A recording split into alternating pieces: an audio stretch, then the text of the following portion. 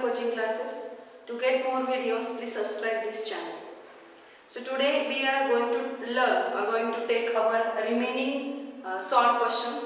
So first and second question हे अगोदर झालेले आहे. त्यातला थर्ड क्वेश्चन आहे a kangaroo can jump a 2.5 meter vertically. What must be the initial velocity of the kangaroo? जो kangaroo आहे तो काय करतोय 2.5 मीटर काय करतोय जंप करतोय व्हर्टिकली बरोबर. So what must be the initial velocity of the kangaroo. So आधी दिलेलं काय आहे ते बघूया. 2.5 मीटर जंप करतोय म्हणजे त्याचं काय आहे ते distance. So s is equal to 2.5 metre. Initially तो स्टेबल असेल स्थिर असेल म्हणजे त्याची इनिशियल व्हेलॉसिटी काय झाली u इज इक्वल टू 0. आता तुम्हाला दिलेला आहे s is equal to and 2.5 metre u is equal to 0. Now v is equal to find out करायचं. सो इनिशियल व्हेलॉसिटी आपल्याला फाइंड आउट करायची. What must be the initial velocity of the kangaroo आणि vertically jump करेल तेव्हा त्याची final velocity काय असणार आहे कारण तो त्या तितक्या डिस्टन्स पर्यंत गेल्यानंतर स्टॉप होईल. सो त्याची फायनल व्हेलॉसिटी काय झाली 0. मग यावरून आपल्याला फाइंड आउट करायचंय की त्याचा जो डिस्टन्स असेल किंवा त्याने जी इनिशियल व्हेलॉसिटी काय आहे ती आपल्याला फाइंड आउट करायची आहे. So we have the formula that is v² is equal to u² plus twice as. बरोबर. आता इथे a काय घ्यायचा तर we know that a is equal to acceleration due to gravity.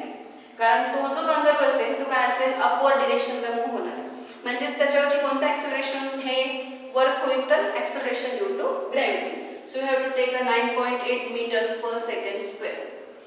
Now v is equal to 0. So take u square plus 2 into acceleration due to gravity. We have to take minus 9.8 into 2.5. आता इथे minus sign का घेतलं तर negative sign यासाठी घेतलंय कारण acceleration due to gravity is act on the opposite direction. Because the acceleration is in the negative direction. That is why we take a minus sign here. So u square is equal to 0 is equal to u square plus into this minus get minus and 9.8 into 2.5 into 2. किती झाले 25 2 is 50. So it is 5.0. Then multiply 5 with this 9.8. So we get the u square minus 8 5s are 40. Carry गेला 4. Then 9 5s are 45. 45 plus 4 that is 49. Decimal point is 1. So किती आला तो 49. 0 is equal to u square minus 49. So u square is equal to 49. u square इकडे ठेवला 49 इकडे minus होता इकडे जाताना प्लस झाला. So taking square root on both sides.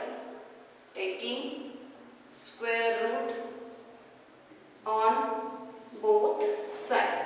So both sides square root घेतल्यानंतर u is equal to काय येणार आहे 7.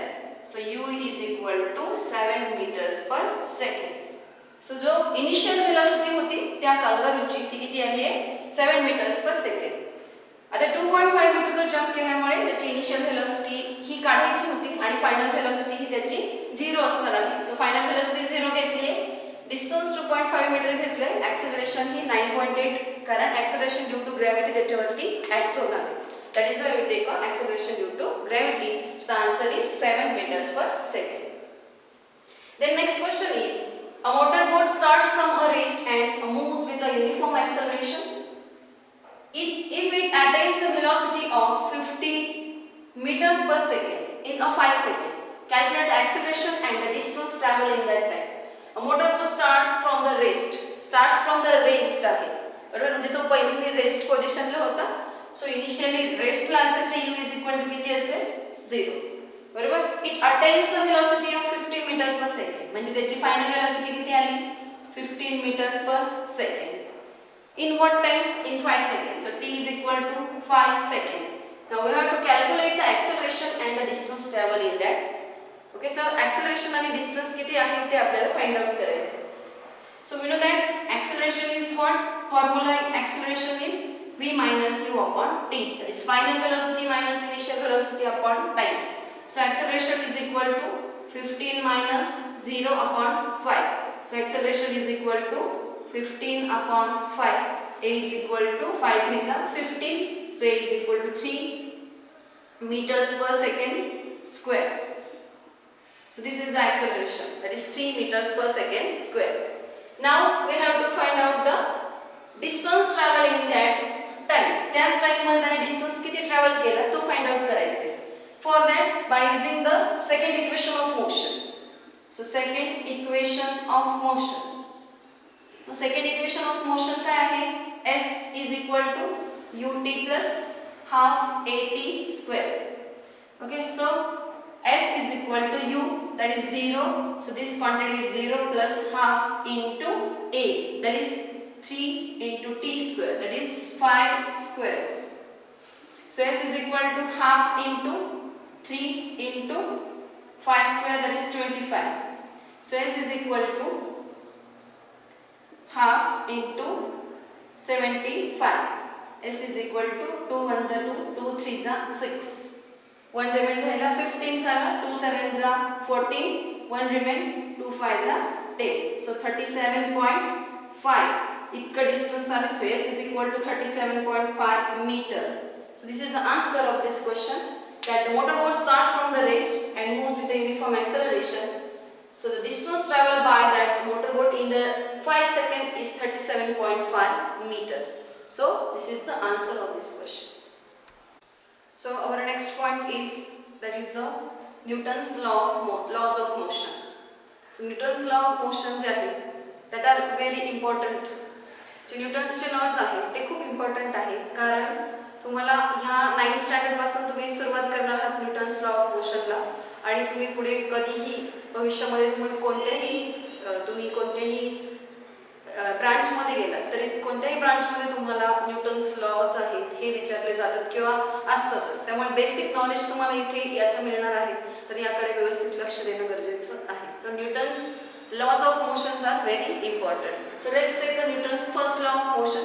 तर फर्स्ट लॉ ऑफ मोशन जो आहे तो काय आहे किंवा कशा प्रकारे असेल हे आपण इथे बघूया. तर त्याआधी तुम्हाला काही एक्झाम्पल्स तुमच्या बुकमध्ये दिलेले आहेत.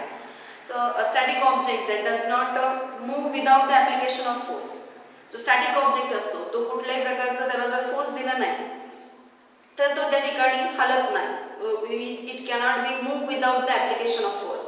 म्हणजे एका ठिकाणी जर तुम्ही त्याला ठेवलेलं असेल तर तो दुसरीकडे जाणार नाही, जर तुम्ही जोपर्यंत त्याला फोर्स अप्लाय करत नाही तोपर्यंत.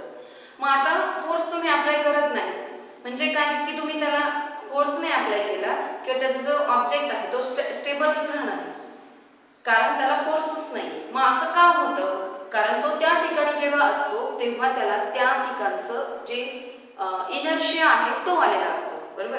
आता इनर्शिया जो आहे तो काय आहे हे आपण याच्या पुढे पण बघणार आहोत, आणि याच्या आधी पण तुम्ही ते बघितलेलं आहे की एखादा ऑब्जेक्ट जेव्हा एखाद्या ठिकाणी जर स्टेबल झाला तर त्याला त्या ठिकाणचं इनर्शिया येत असतो, आणि तो आल्यामुळे काय होतं, ऑब्जेक्ट त्या ठिकाणी किंवा त्या स्टेट ऑफ रेस्टला राहण्याचा प्रयत्न करत असतो. त्यामुळे एखादा ऑब्जेक्ट जर रेस्टला असेल तर त्याला without application of force it cannot be move. Then second is the force which is sufficient to lift a book from the table is not sufficient to lift the table. म्हणजे एखादं book आहे, ते book आपल्याला टेबलवरून lift करायचे तर त्याच्यासाठी जेवढा force लागेल तो force is not sufficient to lift the table. जे टेबलवरनं जे पुस्तक उचलायचं आहे त्याला जेवढा फोर्स लागेल तेवढाच फोर्स टेबल उचलण्यासाठी लागेल का? नाही, कारण तो बुक आहे त्या बुकचं मास वेगळं आहे आणि टेबलचं मास वेगळं आहे. मग बुकच्या मासचं इतका फोर्स आपण त्याला अप्लाय करू आणि टेबलच्या मास इतकं लागेल, दोघांना सारखं मास लावलं तर चालेल का? नाही. त्यामुळे इथे मास इम्पॉर्टंट आहे, आणि मास आणि इनर्शिया ह्या रिलेटेड कन्सेप्ट आहे. जेवढा मास जास्त तेवढा इनर्शिया जास्त असतो. म्हणजे बुकचं मास कमी आहे त्याला इनर्शिया कमी आहे, म्हणजे त्याला तिथनं मूव्ह करण्यासाठी फोर्स कमी लागेल. टेबलचं मास जास्त असेल तर टेबलला मास जास्त असल्यामुळे इनर्शिया जास्त आला, त्यामुळे त्याला तिथून मूव्ह करण्यासाठी काय करावं लागेल, जास्त फोर्स अप्लाय करावा लागेल. So the fruits on the tree that fall down when its branches are shaken. जेव्हा आपण झाडाचे जे ब्रांचेस आहेत त्या शेक करतो तेव्हा त्याचे जे फळं आहे ते खाली पडतात. मग फळं खाली का पडले? कारण त्याला आपण काय केलं तर ते रेस्टला होते, त्याला आपण काय केलं तेवढा फोर्स अप्लाय केला, त्यामुळे ते काय झाले मोशनमध्ये आले, बरोबर. म्हणजे त्यांनी त्यांची जागा सोडली. and next one is an electric fan keeps on rotating for some time even after the switch off the light or the electricity. जर तुम्ही इलेक्ट्रिसिटी स्विच ऑफ केली तरी तुम्हाला दिसतं की थोड्या वेळपर्यंत फॅन तुमचा फिरतच राहतो. मग तो का फिरत राहतो? तर याचं रिझन आहे की तो फिरत असताना त्याला त्या ठिकाणचा इनर्शिया येतो. म्हणजे तो ज्या मोशनमध्ये एखादा ऑब्जेक्ट असतो तो त्याच मोशनमध्ये राहण्याचा प्रयत्न करतो. तो नेक्स्ट मोशनमध्ये किंवा स्टेबल होण्यासाठी थोडासा त्याला काय लागतो, वेळ लागतो. आणि हा वेळ लागतो किंवा लागणं ही म्हणजे काय असतं, त्याचा इनर्शिया असतो. So all the above example जे आपण आता बघितले ते सगळे एक्झाम्पल जे आहे किंवा स्टॅटिक ऑब्जेक्टचं असेल, फॅनचं असेल किंवा टेबल बुकचं, फोर्सचं असेल, तर हे सगळे एक्झाम्पल जे आहेत that are related to the inertia. त्या ऑब्जेक्टच्या इनर्शियाशी रिलेटेड होते. So the inertia is a related to the mass of the object. Inertia हा मासशी रिलेटेड असतो आणि म्हणून न्यूटनचा जो फर्स्ट लॉ आहे, first law of motion, that is related to the inertia. तो इनर्शियाशी रिलेटेड आहे आणि म्हणूनच या लॉला लॉ ऑफ इनर्शिया सुद्धा म्हटलं जातं. So this is the first law of Newton's, that is Newton's law of motion, that is inertia or the law of inertia. So let's take a law of inertia. We have to give an example or try this activity is given here. You have to fill a glass with a sand. Glass जो आहे तो sand ने भरायचा आहे. Then keep a piece of cardboard. त्याच्यावरती तुम्हाला cardboard ठेवायचं आहे. कार्डबोर्ड ठेवल्यानंतर त्याच्यावरती काय करायचे, 5 रुपीचं कॉइन ठेवायचे. आणि कार्डबोर्ड जो आहे हा कार्डबोर्डला तुम्हाला काय करायचे, 5 रुपीचं कॉइन ठेवल्यानंतर त्याला स्ट्राईक करायचं. तुम्ही हा जो एक्सपेरिमेंट आहे किंवा ही ॲक्टिव्हिटी तुम्ही अगोदर केलेली असेल. पाणी घेऊन ग्लासमध्ये पाणी घ्यायचं, त्याच्यावरती तुम्ही काय ठेवणार आहात तर कार्डबोर्ड ठेवणार, त्याच्यावरती 5 रुपीचं कॉइन ठेवणार आणि तुम्ही कार्डबोर्डला स्ट्रिक करणार. तर कार्डबोर्ड पुढे निघून जातो पण जो 5 रुपीचं कॉइन आहे तो कुठे पडतो, त्या पाण्यामध्ये जातो. तसंच इथे पण होणार आहे. ह्या सॅन्डमध्ये ते 5 रुपीचं कॉइन पडणार आहे आणि कार्डबोर्ड पुढे निघून जाणार आहे. आता कार्डबोर्ड पुढे गेला कारण त्याच्यावरती आपण फोर्स अप्लाय केला, पण कॉइनवरती फोर्स अप्लाय केलेला नव्हता. मग कॉइनला काय झालं होतं तर त्या ठिकाणचं त्याला इनर्शिया आलेलं होतं. कार्डबोर्डचं मास वेगळं होतं आणि कॉइनचं मास वेगळं होतं, बरोबर. म्हणजे दोघांच्या मास वेगळं असल्यामुळे दोघांचा इनर्शिया वेगळा होता. कार्डबोर्डला तुम्ही दिलेला फोर्स सफिशियंट होता जाण्यासाठी, तो गेला. पण 5 रुपी कॉइनला जेवढा सफिशियंट फोर्स नसल्यामुळे तो काय होतो, फॉल डाऊन होतो. आणि डाऊन झाल्यामुळे काय होते त्याला, तो का डाऊन झाला, because it got the inertia of that place. त्याला त्या प्लेसचा इनर्शिया आलेला असतो. सो इनर्शिया जो आहे तो आपल्याला बॅलन्स्ड आणि अनबॅलन्स्ड फोर्स ते सुद्धा एक्सप्लेन करता येतो. किंवा बॅलन्स्ड आणि अनबॅलन्स्ड फोर्स जे आहे ते इथे इम्पॉर्टंट आहे ह्या न्यूटन्स फर्स्ट लॉ ऑफ मोशनमध्ये. तुम्हाला हे माहीत असेल, that is you must play a tug of war. म्हणजे तुम्ही जी टग ऑफ वॉर जे आहे, जी ओढाओढी असते ते तुम्ही खेळलेले असाल. तर त्यामध्ये काय होतं, so long as the force is applied on both the side. दोन बाजूंनी जोपर्यंत फोर्स त्याच्यावरती अप्लाय होतं, इक्वल जोपर्यंत फोर्स दोन्ही बाजूने आहे तोपर्यंत ते बॅलन्स्ड राहतं. म्हणजे जोपर्यंत बॅलन्स्ड फोर्स आहे तोपर्यंत ते सेम राहतं, बरोबर आहे. पण जरी बाजूचा फोर्स जर अनबॅलन्स झाला, समजा एक फोर्स जास्त झाला एक बाजूचा कमी झाला, तर काय होतं, ज्या बाजूचा फोर्स जास्त त्या बाजूला काय होतं, सगळा फोर्स ऍक्ट होतो, बरोबर. म्हणजे अनबॅलन्स फोर्स ऍक्ट झाल्यामुळे ते इक्वल राहिलं नाही. सो दॅट अनबॅलन्स आहे तो नेट फोर्स जो आहे that gets applied on the direction of the greater force. म्हणजे फोर्स जो एक्सटर्नली जो तो टोटल फोर्स असेल, तो टोटल फोर्स कशावरती ऍक्ट होईल, जो फोर्स जास्त त्याच्यावरती तो फोर्स ऍक्ट होत असतो. And the centre of the rope that shifts to the other end. So त्या एंडला काय होतं, सेंटर शिफ्ट होतो. म्हणजे काय होतं की या बाजूने फोर्स आहे, ह्या बाजूने फोर्स आहे. जोपर्यंत इक्वल फोर्स अप्लाय आहे तोपर्यंत काय राहतं, ह्या ठिकाणी ही जी रोप असते ती स्टेबल राहते, बरोबर आहे. पण समजा इकडचा फोर्स जास्त झाला आणि ह्या ठिकाणचा फोर्स कमी राहील, मग फोर्स इकडे जास्त आहे इकडे कमी जर असेल तर फोर्स काय झाला, अनबॅलन्स झाला. मग काय होईल, टोटल फोर्स नेट फोर्स जो असेल तो कुठे शिफ्ट होईल, तर नेट फोर्स जो असेल तो ज्या ठिकाणी जास्त फोर्स असतो त्या बाजूला नेट फोर्स शिफ्ट होत असतो. अशा प्रकारे हे आहे अनबॅलन्स और बॅलन्स फोर्स. मग याच्याशी रिलेटेड कन्सेप्ट काय आहे, का इथे बॅलन्स आणि अनबॅलन्स फोर्स तुम्हाला सांगितलं आहे, तर बघूया. So the statement of Newton's first law of motion is that an object continues to remain at a rest or in a state of uniform motion along a straight line unless an external unbalanced force is act on it. म्हणजे कोणताही object जो असेल त्या continues to remain at the state of rest or of uniform motion along a straight line unless an external unbalanced force is act on it. म्हणजे एखादा object जो असेल तो ऑब्जेक्ट तो जर स्टेट ऑफ रेस्टला असेल तर तो स्टेट ऑफ रेस्टलाच राहणार आहे. जर तो स्टेट ऑफ युनिफॉर्म मोशनला असेल तर तो युनिफॉर्म मोशनलाच राहणार आहे अलॉंग द स्ट्रेट लाईन. कुठपर्यंत? जोपर्यंत unless an external unbalanced force act on it. जोपर्यंत त्याच्यावरती एक्सटर्नल अनबॅलन्स्ड फोर्स ऍक्ट होत नाही तोपर्यंत तो ऑब्जेक्ट स्टेट ऑफ रेस्ट किंवा युनिफॉर्म मोशनलाच राहणार आहे. म्हणजे इथे तुम्ही जेव्हा अनबॅलन्स्ड फोर्स एखाद्या ऑब्जेक्टवरती अप्लाय करतात तेव्हा त्या अनबॅलन्स्ड फोर्समुळे त्याची स्टेट ऑफ रेस्ट किंवा युनिफॉर्म मोशन चेंज होणार आहे. And that is given by the Newton's first law of motion. Here Newton's first law of motion, we have understood that when an object is at a rest or in a uniform motion along a straight line, म्हणजे एखादा object जो आहे आता तुम्ही बघताय की object हा त्याच्या कंटिन्यू राहणार आहे कधी स्टेट ऑफ रेस्टला. म्हणजे जर एखादा हा पेन आहे हा स्टेबल आहे कुठपर्यंत स्टेबल राहणार आहे? जोपर्यंत त्याच्यावरती अनबॅलन्स्ड फोर्स ऍक्ट होत नाही तोपर्यंत. म्हणजे माझ्या हाताने त्याच्यावरती अनबॅलन्स्ड फोर्स ऍक्ट केला बरोबर. एखादा ऑब्जेक्ट मोशन मध्ये असेल तर तो मोशन मध्येच राहणार आहे कुठपर्यंत? जोपर्यंत त्याच्यावरती अनबॅलन्स्ड फोर्स म्हणजे कार ही मोशन मध्येच राहील जोपर्यंत आपण त्याच्यावरती ब्रेक फोर्स अप्लाय करणार नाही तोपर्यंत बरोबर.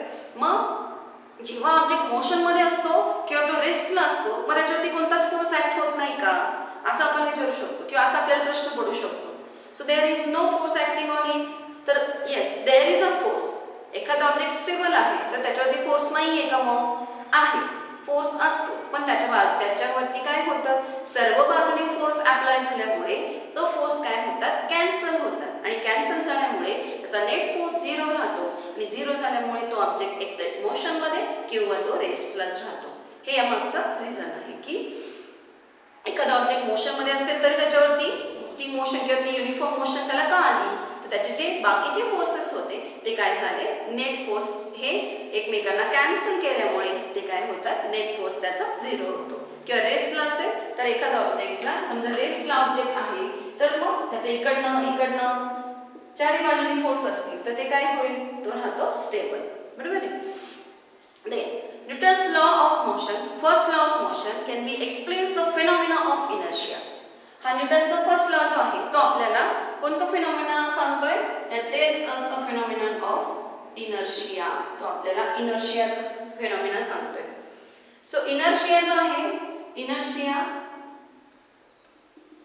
और this is a law of inertia. हा लॉ ऑफ इनर्शिया आहे. मग इनर्शिया म्हणजे काय किंवा हा इनर्शिया आपल्याला का असं म्हटलं जातं की हा इनर्शियाचा लॉ आहे?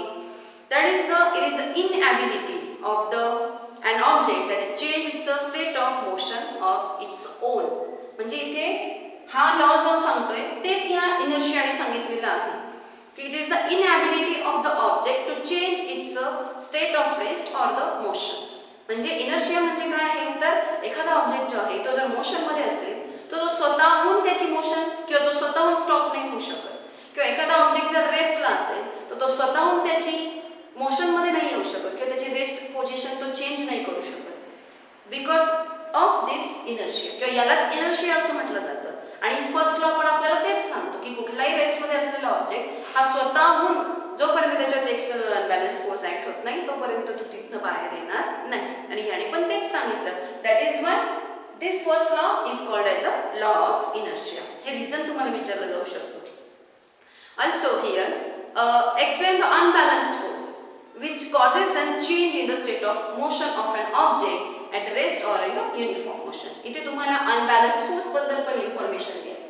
मग unbalanced force जो आहे हा unbalanced force काय सांगतो आपल्याला तर जोपर्यंत तुम्ही unbalanced force अप्लाय करत नाही तो ऑब्जेक्ट जो असेल तो त्याची रेस्ट पोझिशन किंवा त्याची जी मोशन पोझिशन असेल ती चेंज करू शकत नाही. So this is all about the Newton's first law of motion. की तुम्हाला न्यूटनच्या फर्स्ट लॉ वरून ह्या सगळ्या गोष्टी समजतायत. इनर्शिया म्हणजे काय किंवा इनर्शिया म्हणजे जे सांगत होता इनर्शियालाच न्यूटन्सच्या लॉने एक्सप्लेन केलं गेलं. That is why the Newton's first law is called as a law of inertia.